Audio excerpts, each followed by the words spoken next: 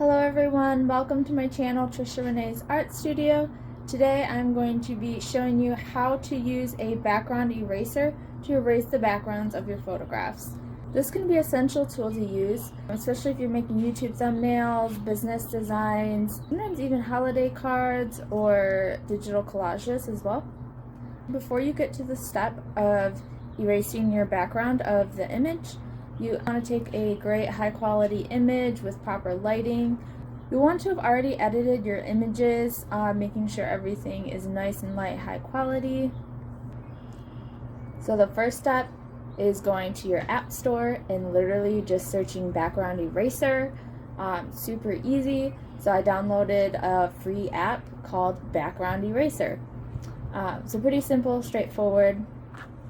So once I open up the app, it comes to a big white screen and it gives me the option to click load a photo.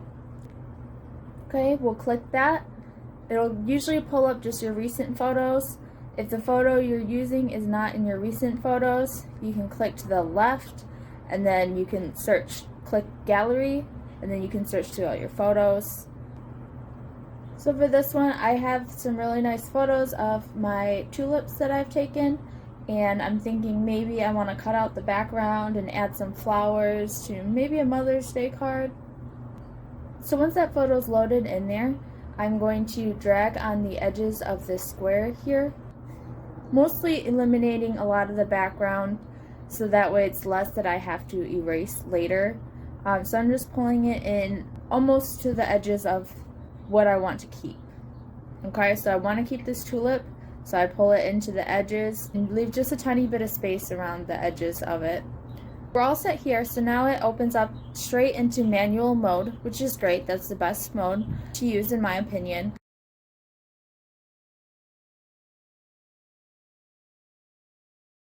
And at the bottom here, the sliding scale will allow you to adjust the size and scale of that circle that will be erasing it. So just imagine it's just enlarging the eraser itself.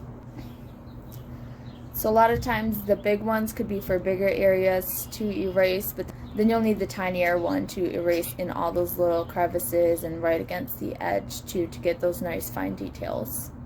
You can also use your 2 fingers against the screen to pinch and drag it open or close to zoom in. A lot of times you can zoom in to get those smaller details, which is what I usually do. And then if you only move 1 finger across the screen or touch the screen just with 1 finger, that'll start the erasing. I usually start by erasing right against the edge, doing those smaller details first, and then later I'll go in with the big eraser and erase the outer edges of the background. This time I did it the opposite way around, but either way it works, it's just preference. One thing that is super helpful is the undo button. Anytime you make a mistake or click it on accident or go over, right away you want to hit that undo button. You don't want to keep going and then later try to undo it. It will fix whatever you just messed up on. I recently had where I was working on doing a background erasing for an image. I was almost done with it. I spent a lot of time on that. And then my son comes in and grabs my phone and starts thinking he's drawing, making all these erasing lines on it, all over it.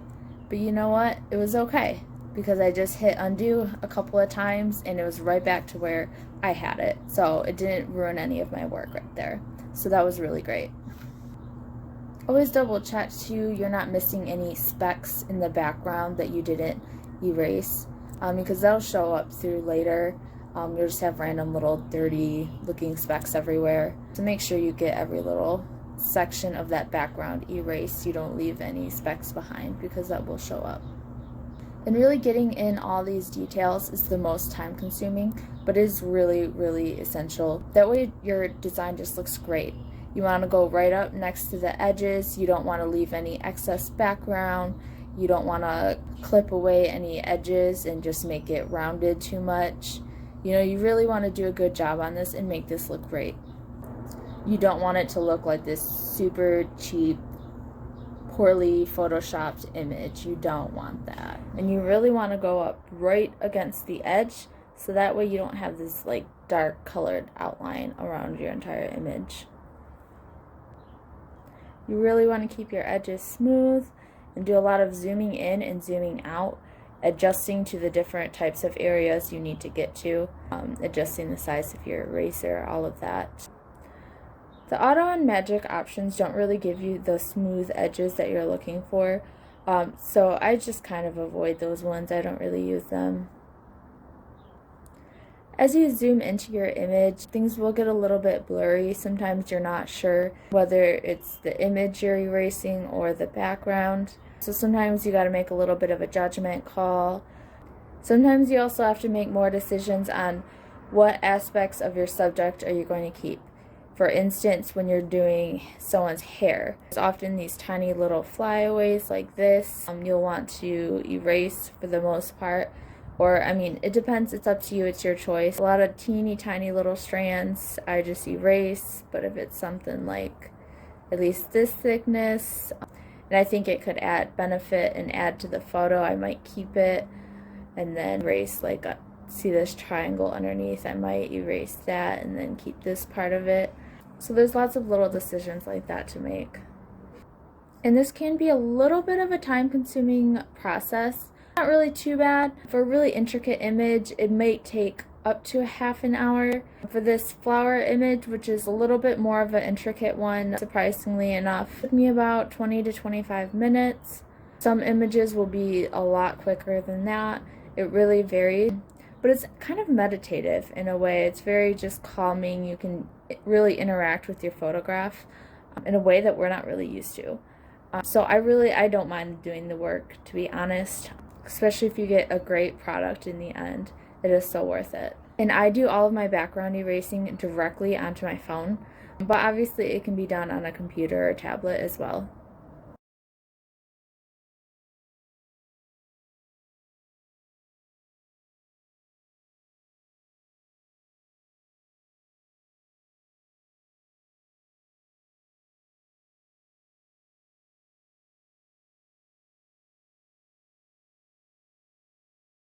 There's also the repair button to repair areas that you've erased, especially if you haven't made that mistake that erasing recently and you don't want to hit undo a million times, which I totally understand. There's the repair option there as well. I personally don't use it a lot because when I make a mistake, I hit undo right away and solve it then and there.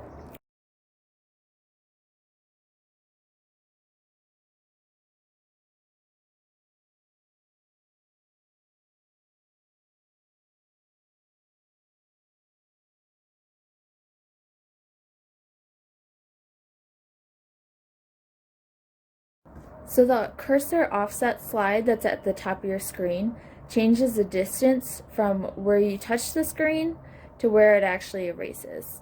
Why it's helpful to have that offset is because if you're just erasing directly where you touch, you won't really be able to see the fine details of what you're erasing or what you're about to erase if your finger's right there in the way. It's a little bit of an adjustment for me getting used to having that cursor offset.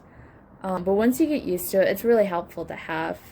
So I have about a half an inch to an inch of a cursor offset. When you're all done, you can click the done button, and then right away it'll bring you to the next screen, which will give you the option to smooth out the edges. It gives you the option 0 through 5. If you hit 0, that's not doing anything to smooth out the edges, to whereas 5 is doing the full amount of smoothing out of those edges. It can be really helpful to make your product really look nice. Sometimes it doesn't always look good having it smoothed out, so I try out each number and see what looks best. So you'll do your final save.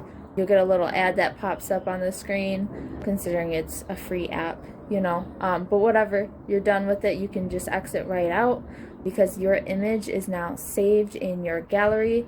So if you go straight to your gallery, it opens a new folder called background eraser. So you just click that, your image is there.